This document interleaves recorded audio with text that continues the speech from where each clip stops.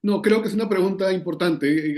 Si se hubiera preguntado eso hace unos 15 o 20 años, uno hubiera ido con la respuesta más clásica, ¿no? Que para conocer el pasado, para conocer más información, pero creo que con lo que está pasando en la actualidad, sobre todo además también con los cambios que están produciéndose en todo sentido, ya sea, por ejemplo, desde el punto de vista tecnológico o incluso también con este ascenso de derechas radicales y una nostalgia por un pasado, digamos, imperial.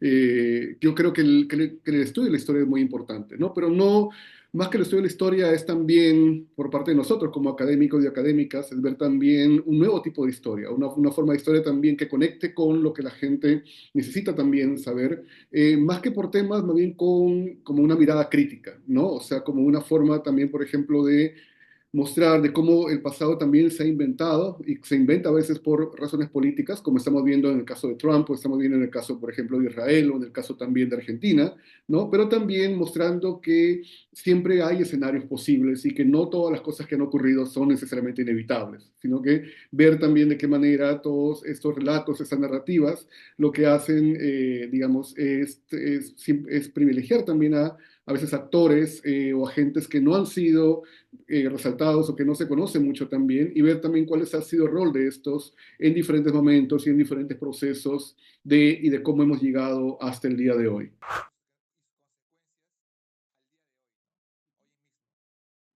Sí, justo esa fue la pregunta que me hice cuando me invitaron a publicar el libro, ¿no? Yo no estaba en planes de publicar algo sobre los 90, pero sí quería hacerlo, así que la oportunidad se presentó muy bien. Y yo creo que algo que he tratado de hacer en el libro y que también que siempre me llamaba la atención era, yo creo que los 90 es una década de quiebre en el país, ¿no? Más que los 2000, más que los 2010, creo que los 90 es una década, digamos, que cierra todo un proceso que ha durado aproximadamente un siglo o un poco menos, pero que también abre, ¿no?, al escenario en que estamos hoy, y que en ese sentido los años 90 no es solamente importante en el caso del país, sino también a nivel mundial. O sea, es el momento en el cual está cayendo el muro de Berlín, las izquierdas se quedan sin programa, ¿no?, como también pasa en Perú y un poco hasta el día de hoy, pero también se abren opciones, por ejemplo, desde la Internet o también desde escenarios que tienen que ver con ok, y ahora cómo reorganizamos el mundo, ¿no? Y parte de esto está vinculado con este escenario y este programa neoliberal que se inserta justamente en Perú en el 90 y que al final en la segunda vuelta de la elección son dos escenarios, ¿no? Uno, el modelo neoliberal clásico con Vargas Llosa, que acaba de fallecer, y también un poco un salto al vacío con Fujimori, que abre también una nueva forma de pensar la posguerra fría, por ejemplo, y con legados hasta el día de hoy cómo es cambiar internamente la constitución, cómo tratar de crear, desmantelar democracias, justamente ganando elecciones. Entonces, en los 90 se me parecía como una década muy rica para poder revisitarla. Pero lo que me interesaba era entender el Fujimorismo, no, o sea, no únicamente Fujimori. Había libros muy buenos sobre Fujimori que me sirvieron de inspiración y también para poder hacer mi propio trabajo, pero no quería que sea una biografía de Fujimori, ¿no? Porque finalmente el Fujimorismo, lo hemos visto hoy, o sea, es uno de los partidos que tiene más vigencia en el país, en un país donde todo es efímero, donde parece que todo se va descomponiendo muy rápidamente, tiene ya, acaba de cumplir 3 décadas y media, entonces quería entender al Fujimorismo como un sistema, ¿no? No solamente como algo que se le ocurrió un día de la nada a un Fujimori rector que quiere ser senador y no puede ser senador y termina postulando a la presidencia, sino ver más bien cómo se va rearticulando una serie de fuerzas de carácter conservador, casi arcaico en algunos casos, pero también con sectores económicos y cómo también la población recibe de alguna manera eso, ¿no? Entonces, ¿de qué manera cambian las estructuras en el país? No solamente políticas, sino sociales, culturales, económicas y también mentales, que van a permitir que el Fujimorismo perviva, obviamente de una manera muy caudillista a nivel familiar, pero también a la vez tenga una base, un soporte que ha llevado a enfrentarnos en el país y a, digamos, votar no por un candidato, sino más bien para que no salga la otra candidata, ¿no? Para que no salga un representante. Entonces, en ese sentido, lo que quise hacer en el libro es entender el Fujimorismo, pero desde abajo, o sea, cómo afectó a la población común y corriente, ¿no? Cómo afectó esas decisiones macro, tanto lo que tiene que ver con acabar con la inflación, cuál fue el costo social para la gente, la idea de acabar con el terrorismo, pero implantar otro tipo de violencia del Estado, también cuál fue el costo para la gente, ¿no? Desde las víctimas de desaparecidos que tuvieron lugar en los noventas, hasta, por ejemplo, las mujeres que fueron esterilizadas contra su voluntad. Entonces, la idea era contribuir un poco a toda esta literatura tan grande y tan importante que hay sobre los noventas, pero tratando un poco de llevarlo hacia, con la ventaja de ser historiador, de verlo en un marco mucho más amplio, comparar también con otros casos que estaban pasando en ese momento, pero además también ver un poco cómo se iba formando eso dentro del tejido social del país.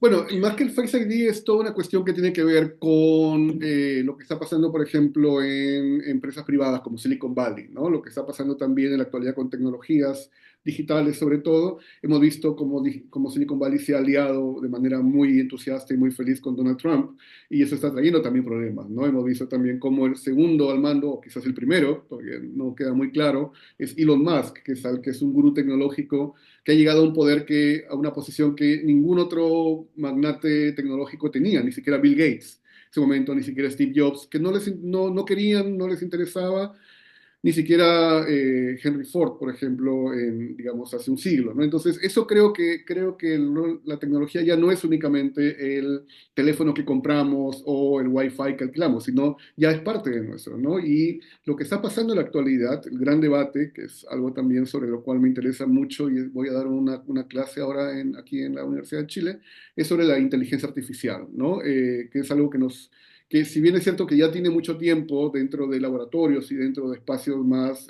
confinados, nos ha agarrado por sorpresa y entonces y está cambiando la manera, no solamente en la cual hacemos cosas cotidianas, como por ejemplo preguntar, ¿no? Por una dirección o preguntar por un dato, sino también está empezando a influir en la manera en la cual nosotros moldeamos nuestras opiniones. Por ejemplo, Grok, que es la IA de Elon Musk, ¿no? Está completamente sesgada en algunos casos sobre Sudáfrica, como se ha demostrado hace poco. Y también nuevamente esta expansión de la IA está afectando a las universidades. ¿No? Tanto, por ejemplo, a los alumnos que han encontrado una manera más sencilla, más directa, a veces de saltearse todo el proceso de escritura o de reflexión. También a nivel de usuarios, por ejemplo, cuando le preguntan a Grok también cualquier cosa y creen que esa es la opinión, ¿no? Entonces, más que la expansión de la IA, lo que me preocupa es la forma tan sencilla en la que nos hemos rendido a ese tipo de herramientas, ¿no? En la cual hemos anulado el pensamiento crítico y en vez de preguntarnos por qué, digamos, de dónde vienen estos chats, por qué usarlos de manera desmedida puede afectar mi desempeño a mediano o largo plazo, ¿no? Y si bien es cierto reconocer que es muy útil para muchas cosas, también es cierto que siempre va a ser más sencillo desplazar el trabajo en todo caso y cómo todo este proceso de automatización que está dándose tanto con el ChatGPT como con otras instancias, finalmente lo que está haciendo es sellando nuestro mercado laboral de acá a 20 o 30 años para ser reemplazados fácilmente por una app, por, digamos, un sistema digital o también por una compañía que está justamente tratando de recabar información para ver cómo reemplazarnos y salir más barato para los contratistas en muy breve tiempo, ¿no? Entonces, tanto la historia como la tecnología son muy aliadas en el sentido que permiten repensar críticamente procesos no solamente del pasado, sino también que están afectando en la actualidad, ¿no? Y que a veces no son muy visibles. Y por eso me gusta mucho mezclar lo que es historia con tecnología, porque permite un poco sacar a la superficie toda esta serie de elementos que quizás uno no se da cuenta porque lo usa de manera cotidiana o lo usa de manera, digamos, a veces sin darse cuenta, ¿no? Así que es un poco lo que estoy trabajando, es un curso que voy a dar ahora, que me han pedido, y que tiene como propósito acercar a los estudiantes no a la parte de programación de IA, para eso los amigos ingenieros son los que mejor saben de eso, sino más bien es cómo devolver la IA, cómo entender la IA como un sistema sociotécnico, ¿no? Cómo insertar la IA dentro de las consecuencias, los problemas, de dónde viene, cuáles son, por ejemplo, qué es lo que está ocasionando a nivel medioambiental también, cómo está cambiando la forma de pensar la democracia con deepfakes, ¿no? Cómo está, cuál es el costo ambiental de la IA también, según algunos sectores. Pero, y eso creo que es parte de lo que necesitamos discutir, ¿no? Más que si la IA me hizo por ejemplo, una imagen bonita de mi cantante o mi político favorito, ¿no? O sea, esa es la espuma, ¿no? Pero mucho más allá de eso, hay también implicancias y consecuencias mucho más grandes y también más profundas que nos afectan y que nos van a seguir afectando en el futuro.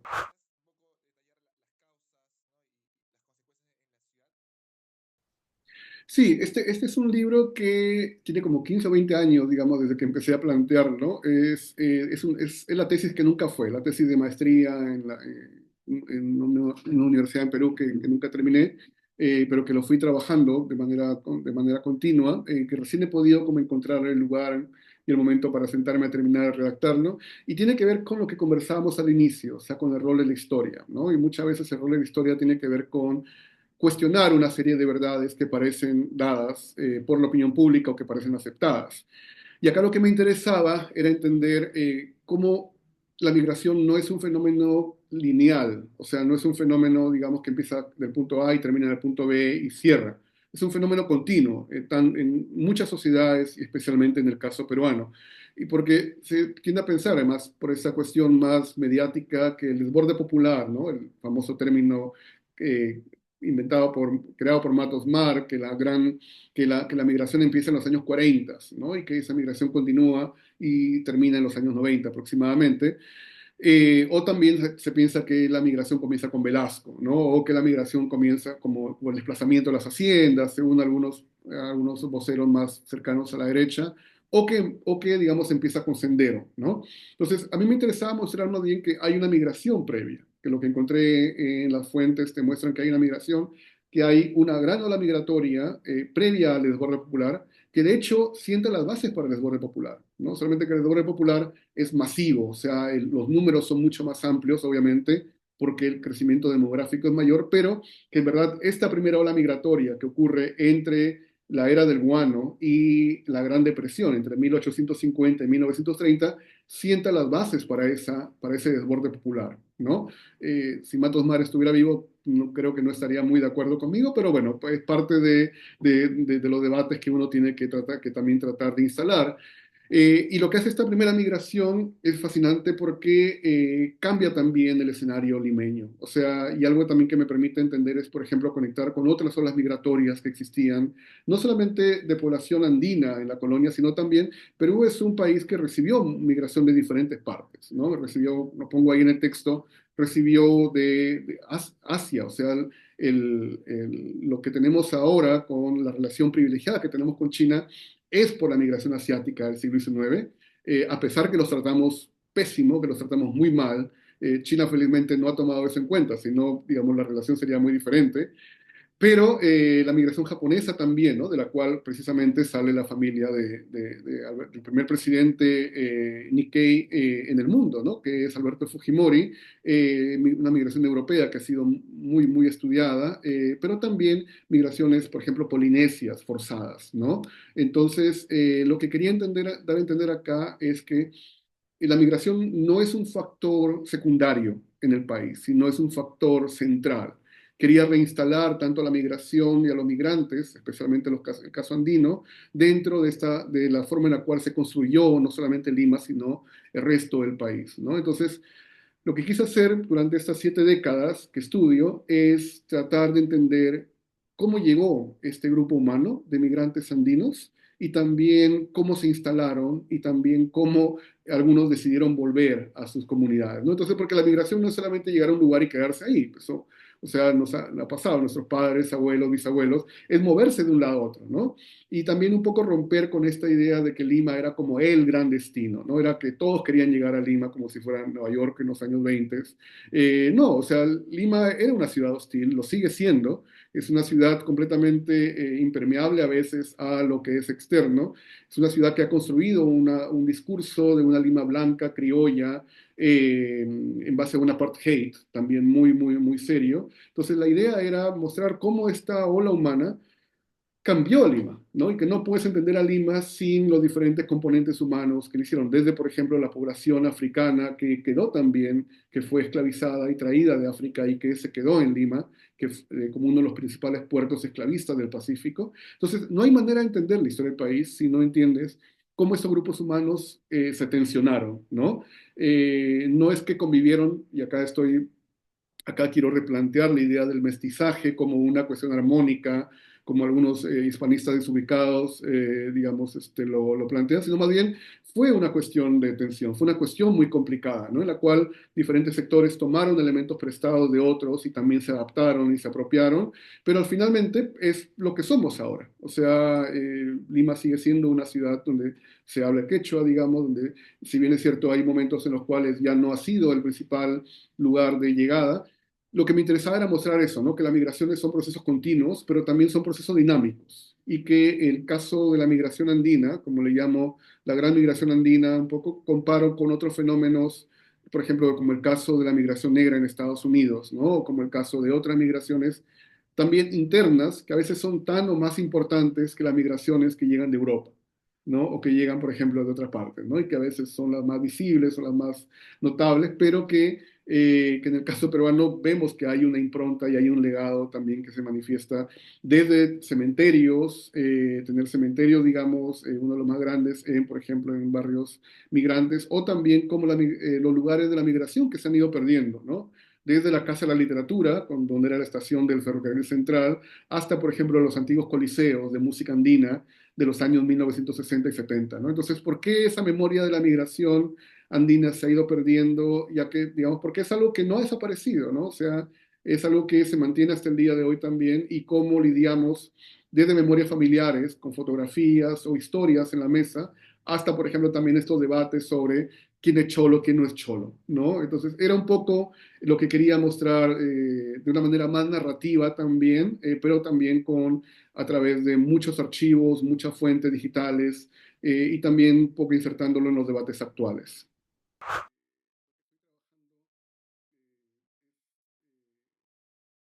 Estoy retomando lo que era la tesis doctoral, que cuando me gradué hace justo 10 años, ya me han salido más canas ahora que lo acabo de decir, me gradué en la Universidad de California, trabajé mucho con Charles Walker, de quien aprendí bastante, y la tesis inicialmente era un proyecto sobre identificación, sobre los sistemas de identificación en Perú en el siglo XIX, después de la independencia, y lo que estoy haciendo es cómo reconvertir esa tesis en libro para publicarla en inglés, pero me interesa sobre todo por un tema, siempre los temas que trabajo tienen que ver con problemas también actuales, ¿no? Y el problema de la identificación en ese caso tenía que ver con quiénes eran identificados y quiénes no, y cómo se creó un sistema de identificación que, frente a lo que planteaban, por ejemplo, lo que plantean los académicos de otras partes, con estados más consolidados, por ejemplo, en Europa, que señalan que sí, que es un proceso que se dio a nivel nacional y que abarcó a toda la gente. Acá no, en el país no, acá fue más bien propio de un sector muy específico, muy pequeño primero, ¿no? Pero que dejó a muchos sectores completamente sin ningún tipo de identidad, sin ningún tipo de respaldo de un documento de identidad que pudiese comprobar su pertenencia al Estado peruano, ¿no? Y esos eran básicamente grupos indígenas y grupos, digamos, nativos de la Amazonía.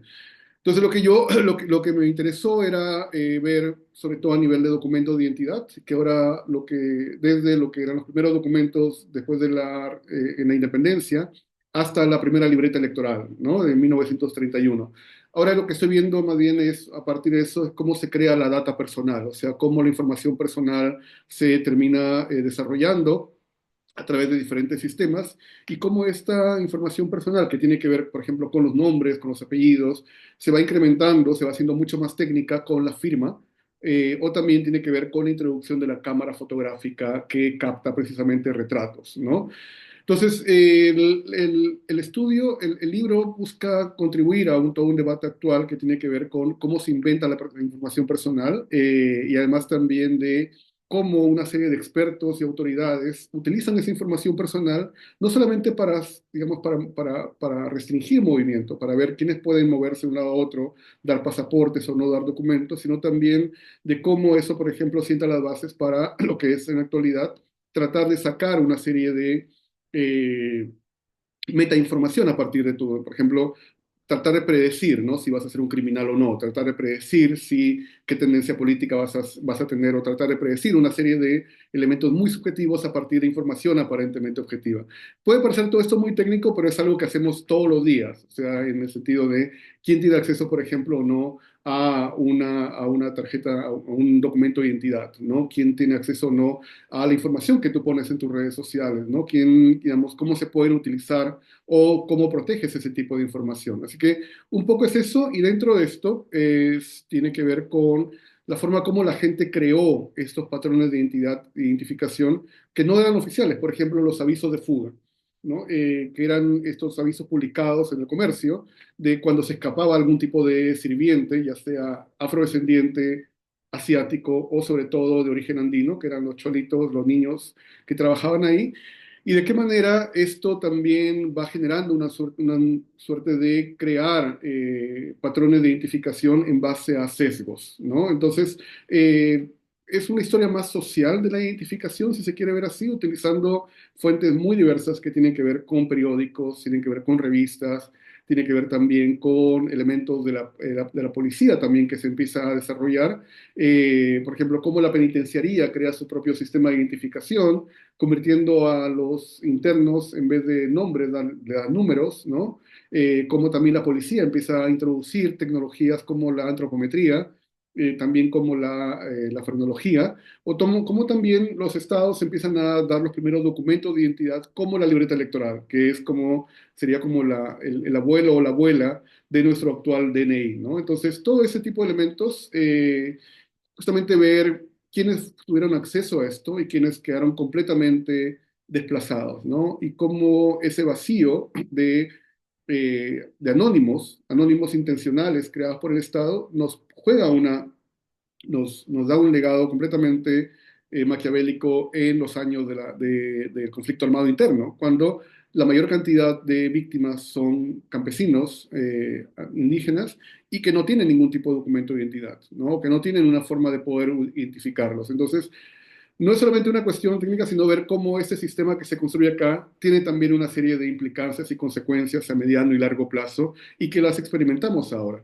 Hemos logrado reducir la tasa de personas sin identificación. Creo que se había reducido a un 0,5%, un poco menos inclusive en 2015, pero la pandemia cambió todo, ¿no? También la migración venezolana, también por ejemplo, todo estos debates sobre identidad de género, ¿no? De cómo se le niega los datos personales a personas que señalan ser de otro tipo de género, por ejemplo, cómo se le niega también a inmigrantes o cómo se le niega también a lugares donde el Estado no llega, ¿no? Entonces, son problemas que, si bien pueden parecer locales, también responden a dinámicas mucho más amplias e internacionales.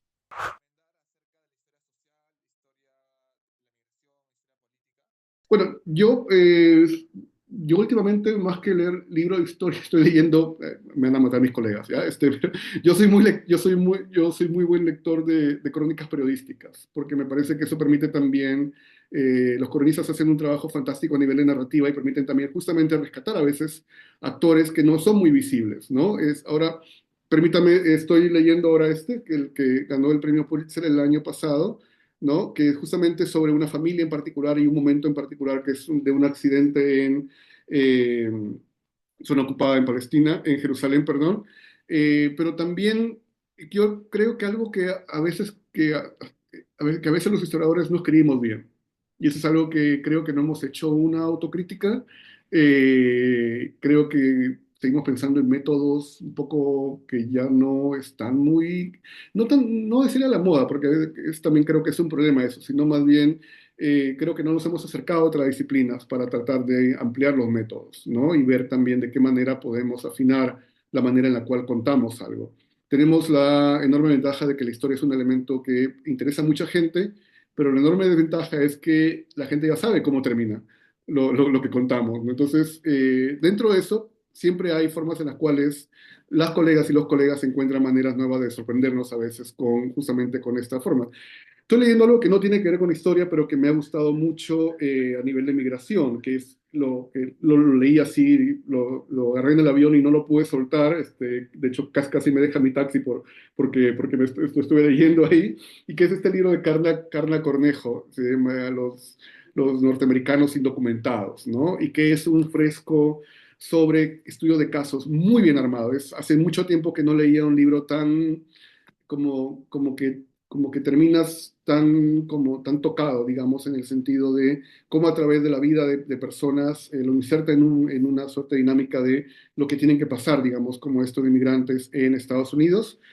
Pero juntamente con ello también han habido trabajos en historia que me han gustado mucho, que han salido algunos más recientemente, por ejemplo este de Joshua Zavala, que lo ha traducido tanto la Católica de Perú como el Instituto de Historia de mi universidad, que es una forma de entender la historia social en el mar, ¿no? Que es un espacio que la historiografía peruana ha descuidado mucho, más allá de hacer la historia de buques a veces o la historia del Huáscar, pero digamos, ha descuidado, por ejemplo, la idea de los marineros, ¿no? Y en ese caso, lo que hace él es estudiar justamente a todo el tránsito transpacífico después digamos, en el siglo XIX y después de la Guerra del Pacífico, ¿no? A nivel de marineros, a nivel también de médicos, a nivel también de policías. Entonces, es una forma que se ha venido estudiando en otras partes como Marcus Radiker, pero que George Zavala lo aplica para el caso chileno y peruano y nos da formas diferentes de entender la sociedad, ¿no? Este es de un colega que yo aprecio mucho, que es Raymond Crave, que estoy leyendo mucho sobre historia del neoliberalismo y de los libertarios ahora. No es un tema muy agradable, pero bueno, hay que conocerlos por dentro.